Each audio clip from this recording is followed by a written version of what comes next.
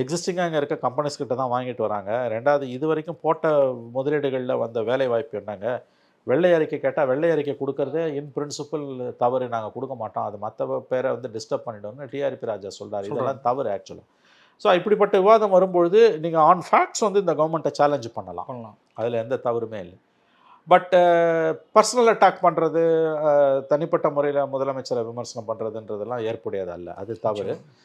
ரெண்டாவது வந்து இவங்களும் பண்ணுற ஒரு தவறு, எனக்கு தெரிஞ்ச திமுக பண்ணுற தவறு, திமுக ஐடிவிங் பண்ணுற தவறு வந்து மக்களுக்கு இன்றைக்கி எல்லாம் தெரியும். Too much of anything is dangerous.